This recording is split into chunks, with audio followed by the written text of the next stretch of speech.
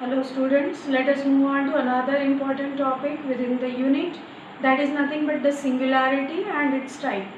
Observe the definition of singularity. I have written here singular point. We will be saying that it is a point at which f of z is not analytic.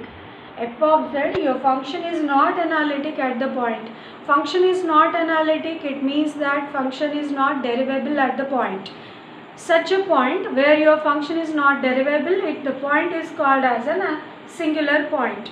Observe that for the rational function, suppose you have a rational function which is of the form script p of z by q of z, the singularity point it will be where your denominator value becomes 0, at the same time numerator doesn't become 0.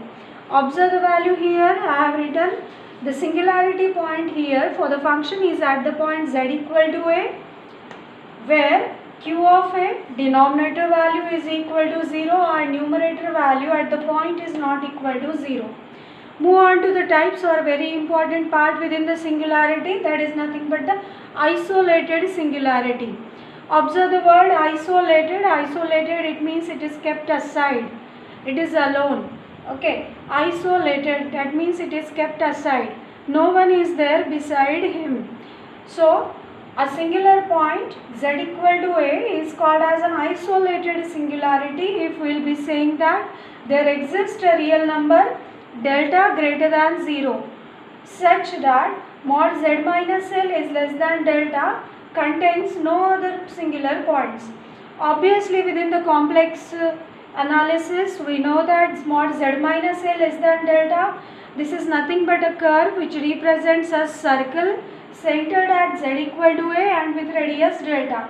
That means observe what I am saying, there is a circle at the point, singular point, centered at the singular point z equal to a, and the radius of the singular of this circle, it is nothing but delta. Now this singular point which is center here, it is called as an isolated point if there is no other singular point inside this circle. If no other singularity is there inside the circle, the singularity is called as an isolated singularity, whereas else it is called non-isolated singularity. That means if your singularity, some other singularity lies inside this circle, then this singularities, they are called as the non-isolated singularity. Let us move on to the example.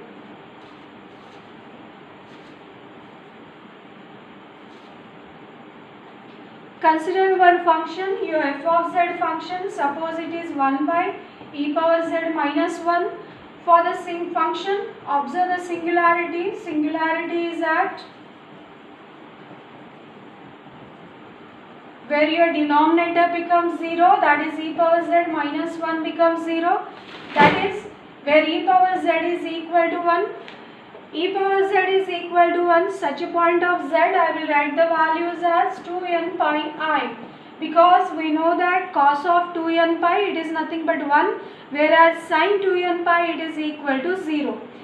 This varies for all n's, where your n varying from 0 plus or minus 1 plus or minus 2 and so on up to infinity. Now observe the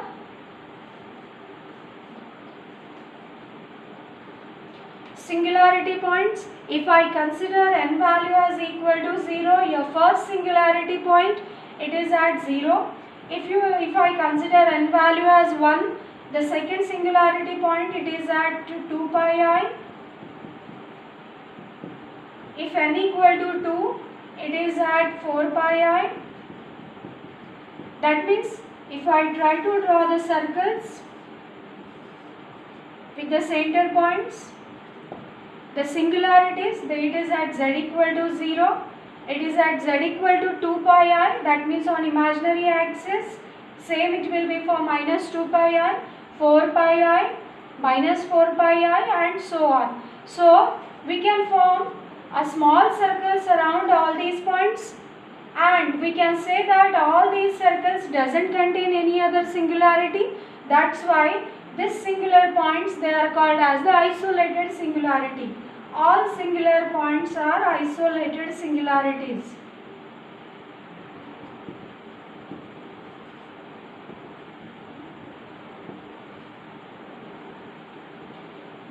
So this is for the isolated singularities. Let us move on to one more example dealing with the isolated as well as the non-isolated singularity. I will write one more example. Let us consider your function f of z as equal to 1 by sine of pi by z. Observe the function 1 by sine of pi by z. If you observe the singularity of the function, singularity is where your denominator becomes 0. Sine of pi by z equal to 0. That means I can write the angle pi by z to be equal to, we know that sine pi, sine 2 pi, sine 3 pi, sine 4 pi, all values are 0. That means this value will be equal to sine of n pi.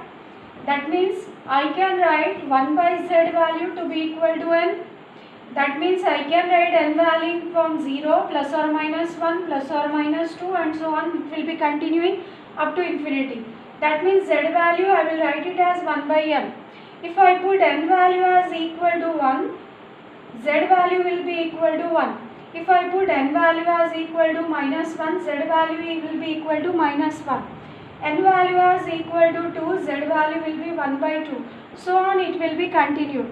If you try to plot the points, obviously z equal to 1, this is your point, z equal to 1, z equal to minus 1, this will be your point, z equal to 1 by 2, this will be your point, z equal to 1 by 2. That means we will be saying that you can form a small circles with a small radius such that within this circle no other singularity is there. Within this circle no other singularity is there. That means except n equal to 0, all other singular points will be saying it as the non-isolated singular points. So observe the values. What happens at z equal to 0?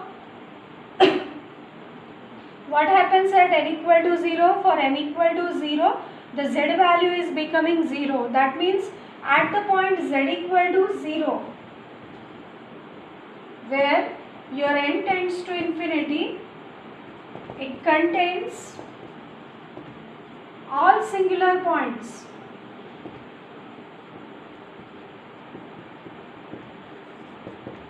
Hence, at z equal to 0, f of z has non-isolated singularity.